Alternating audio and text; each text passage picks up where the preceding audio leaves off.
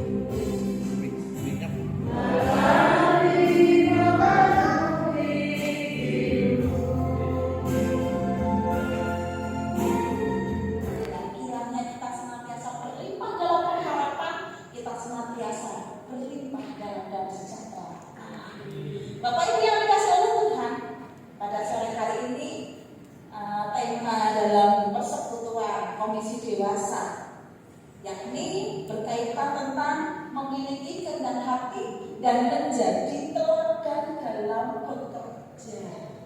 Ya, memiliki itu berarti ada sesuatu yang tinggal dalam diri kita, menjadi kepunyaan kita. Nah, apa itu? Kaitannya dengan rendah hati. Bapak Ibu yang dikasihi oleh Tuhan, rendah hati ini kalau tidak dipelihara, meskipun kita memilikinya, tapi kalau tidak diopeni, tidak dipelihara, tidak dihidupi, maka yang namanya rendah hati lama-lama bisa menjadi hilang, mati, kering, lapuk, layu, bahkan lenyap dalam kehidupan kita. Maka kalau yang namanya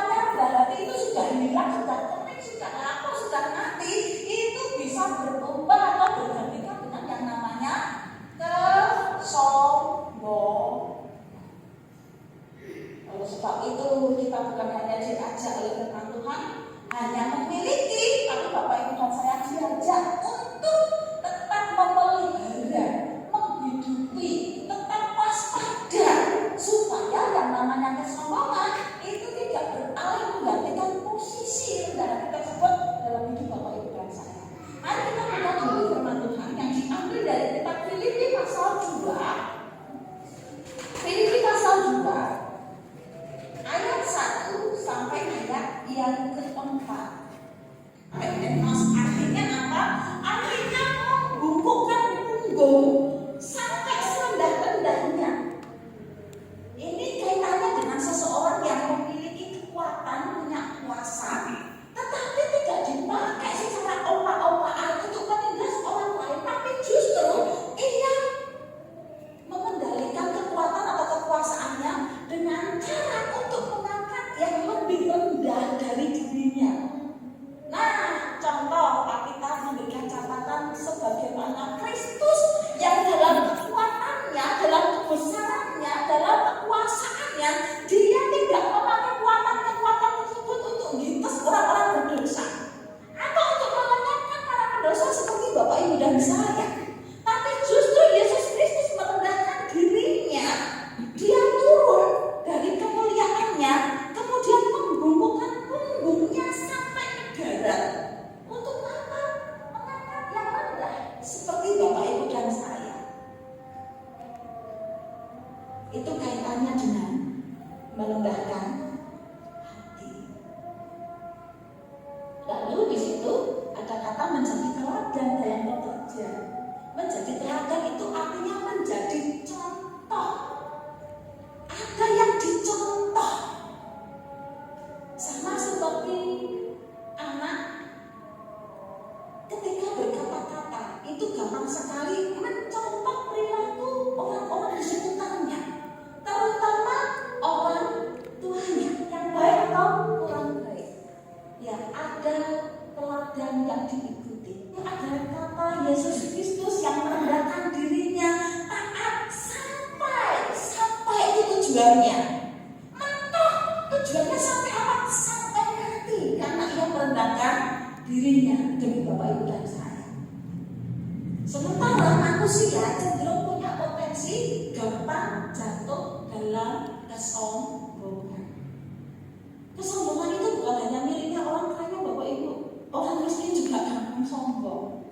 Bukan hanya milik orang-orang pintar yang bergelar, tapi juga milik orang-orang yang tidak berpendidikan. Artinya apa? Yang namanya sombong ini bisa berpotensi kepada siapa saja. Manusia punya potensi gampang jatuh dalam dosa kesombongan. Tapi mereka justru gampang jatuh dalam kesombongan. Ada yang membuat gap. Aku kelompoknya si A, kelompoknya si B. Ayo saingan, nah seperti itu. Aku nggak mau selalu dalam kelompok A. Jangan sampai deket-deket kalau kelompok A maju saya boleh mundur. Atau sebaliknya. Itu terjadi dalam kalangan jemaat yang dilayani oleh Paulus. Maka berulang kali Paulus menyampaikan nasihatnya kepada jemaat supaya jemaat waspada dan memelihara yang namanya sikap rendah. Dan penyakit itu juga bisa menjalar ke jemaat. Jemaat ketika masih kecil, seperti mau sama masih kecil, jumlahnya bisa dihitung dengan jari. Orang berkata, wah jemaat kamu ya, rukun ya, saya rukun ya, ini kalau pas rukun. Saya rukun ya, pas ketuanya kuat ya, dan lain sebagainya. Karena apa? Masih bisa dihitung dengan jari. Tetapi berbeda ketika jemaat makin diberkati Tuhan, makin bertambah jumlahnya, makin pintar dalam pengalaman dan pengetahuan. Bisa jadi tiap rapat pulangnya nanti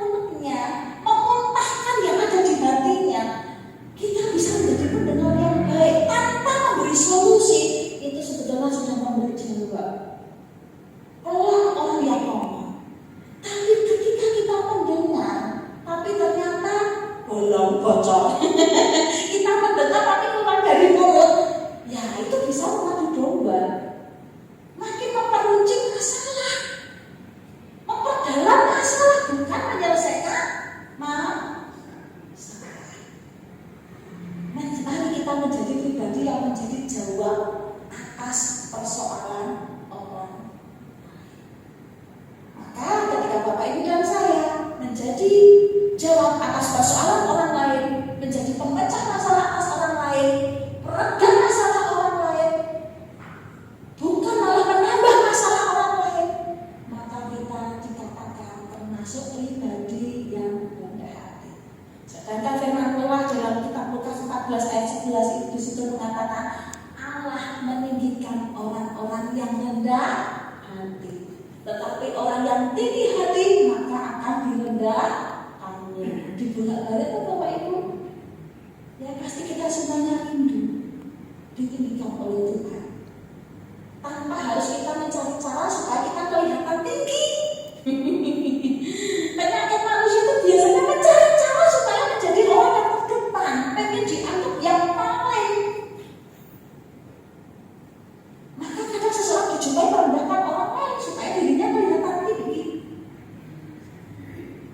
Tetapi Allah mengenal hati masing-masing orang. Dan siapa yang merendahkan hatinya, ia akan ditinggikan oleh Tuhan. Kemudian yang kedua, apakah Bapak Ibu dan saya termasuk orang-orang yang rendah hati? Bapak Ibu dan saya termasuk orang yang rendah hati ketika Bapak Ibu dan saya menerapkan belas kasih atau belas kasih. Atau kalau dalam bahasa Jawanya itu ojo dumeh. Dumeh punya pangkat, dumeh punya jabatan, dumeh ayu, dumeh sugih, dumeh pinter, maka dia melibas yang lainnya. Tetapi firman Allah mengingatkan kepada setiap kita supaya punya belas kasih atau punya belas kasih. Allah sangat dekat kepada orang yang punya belas kasihan. Nah, salah satu karakter orang yang punya belas kasihan adalah dia menerima atau tidak gampang menghakimi orang-orang yang jatuh, tetapi justru ia mengerti orang yang jatuh. Jangan meremehkan orang lain. Jangan merendahkan orang lain. Walaupun mungkin orang lain sudah banyak berperilaku buruk kasih di Bapak Ibu dan saya, tapi jangan merendahkan orang. Ya sesungguhnya kesombongan itu bukan hanya ada pada orang yang cacat tubuh Bapak, tetapi setiap orang yang cacat atau yang tidak cacat, yang pintar atau yang bodoh, yang pengalaman atau yang bukan pengalaman, yang kaya atau yang miskin, sebetulnya kita ini sama punya potensi gampang jatuh dalam dosa kesombongan. Termasuk dosa-dosa yang terselubung Bapak. Kadang orang memamerkan kerendahan hatinya, pamer supaya kelihatan rendah hati, tapi sebetulnya sombong. Contoh, suatu kali saya berjumpa dengan seorang jemaat yang sedang foto, karena ada orang lain yang berkata-kata dirasa nyelekit. Nah, lalu dia menutup diri. Saya tidak mau terlibat di paduan suara, saya tidak mau terlibat dalam pelayanan yang lain, MC pun tidak mau. Padahal saya tahu persis ibu ini punya talenta banyak, pinter nembang, pinter nyanyi, pinter MC, pinter paduan suara, tapi dia tiba-tiba tetap menutup diri menjaga jarak. Lalu dia berkata kepada saya, "Dah gini aja, Mbak Titi, kamu cari yang lebih pinter dari saya. Jangan minta tolong sama saya. Ini loh pinter orang ini loh dia tunjuk. Sebenarnya ini loh sing paling pinter sak dunia. Ojo angkat aku bodoh tua kepot loh segala." Yang disebutkan ini kan yang jelas-jelas tentang dirinya. Dan itu bukan hanya dibilang sekali dua kali, tiap ketemu saya tanpa saya minta tolong beliau terlibat melayani pun dia ngomong, "Dan mulai sekarang Mbak Titi, ojo jatuh aku emoh, aku mau bodoh, mau cublo." Bukan banyak banget. Dan itu dipelihara bertahun-tahun. Nah, itu pun menurut saya juga termasuk sombong. Sombong karena apa? Jual mahal, punya kesempatan. Namun ingat, kita harus perlu dalam proses waktu di mana saudara kita tersebut perlu ada pembuktian diri bahwa ada perubahan. Misalnya kalau kita sudah tahu seseorang tersebut jatuh dalam dosa korupsi, korupsi dalam hal keuangan, ya tentu kita harus memberi kesempatan untuk berubah terlebih dahulu. Bukan berarti orang itu nggak bisa berubah seumur hidup. Sekali dia jatuh dalam korupsi, kita memberikan stigma, wes sak bakal urip enak terus. Enggak, kita bukan Tuhan. Tuhan saja masih mau menerima. Harusnya ada persekutuan. Akhirnya beliau berkata, ya saya bersedia dinyatakan. Lalu saya undang jemaat. Bapak, jemaat kan beliau pada waktu itu. Mau nggak? Akan terus saya bersekutu di rumah saya. Akhirnya saya nggak apa-apa yang terjadi. Ya sudah nggak apa-apa. Ya terus saja. Dalam kehidupan hari lepas hari kita boleh selalu rendah hati.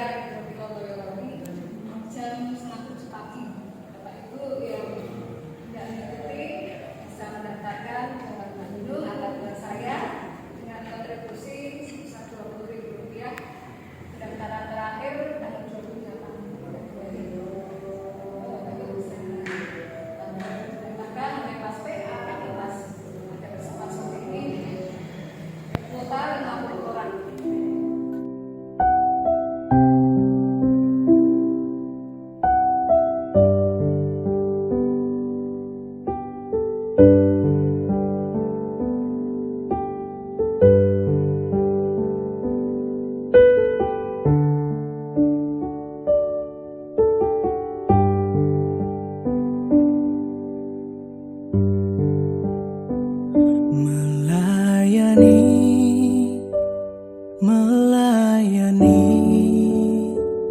lebih sungguh.